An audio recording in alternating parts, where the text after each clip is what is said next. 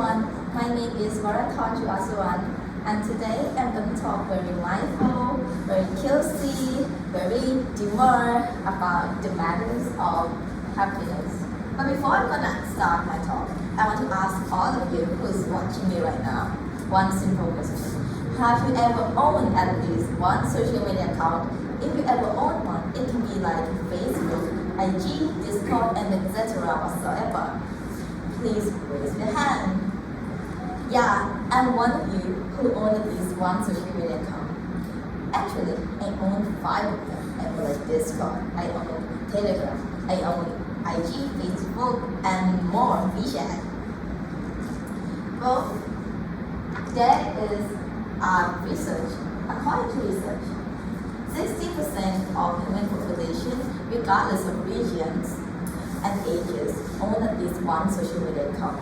And if we dig deeper into the aspect of generation, in our generation, Gen Z, 90 to 95% of us own at least one social media account.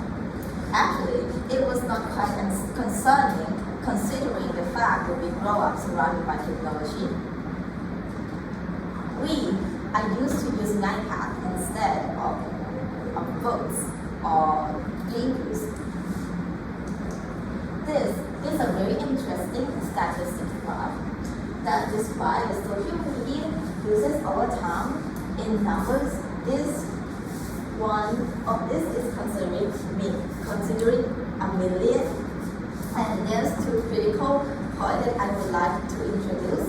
First, it's around the year 2016. Around 20% of internet user increased. This is due to the fact that iPhone was like boom at that time.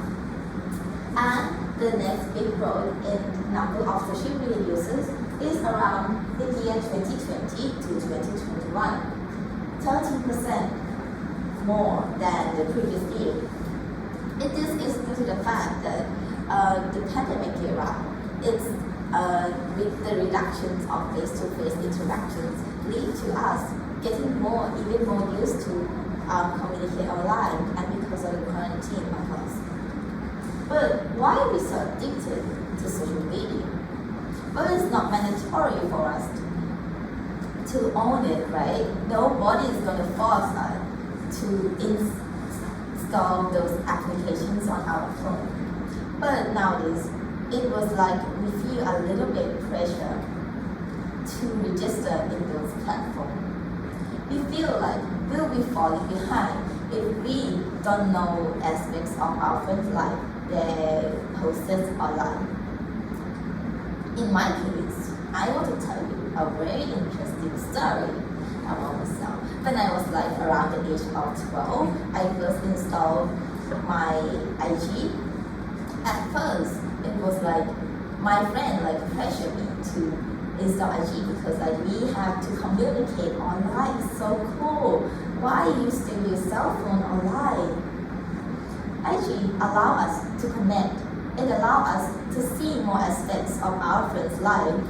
We are allowed to see even aspects of others, like some strangers overseas, or like the celebrities, which, well, by the way, we might not be much interested in that person, but the algorithms keep introducing us new strangers with perfect life in our feed.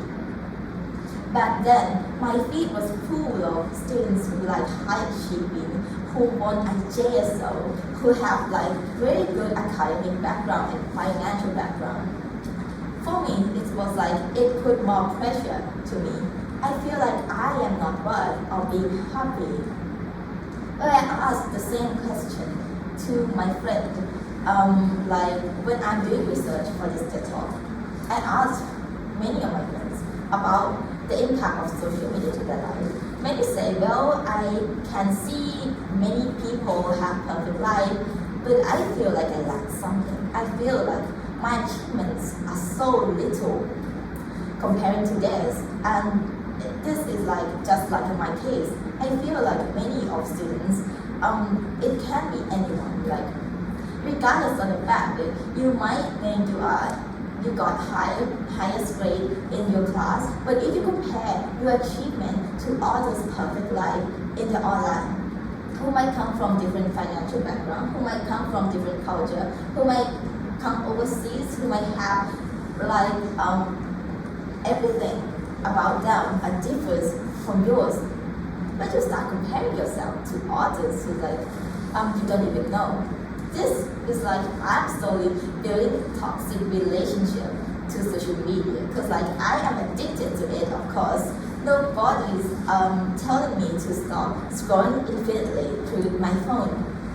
And I start to consume so many medias about being perfect, about being beautiful with brain and being capable of doing so many things. I want to achieve things that they achieve. But I start to feel like I lack capability. I feel like I am worthless compared to them. I feel pressure, of course, and I think many of you might feel the same after scrolling through social media and see so many happy lives of others. When I was around the age of 15, I met a very good person who is a friend of mine. He told me that he quit social media because he feel like it put too much pressure on him. He feel like he should start investing his time for himself, not for looking at others' life and imagine what could have been if you were them. In this talk, I want you all to do this key step for me.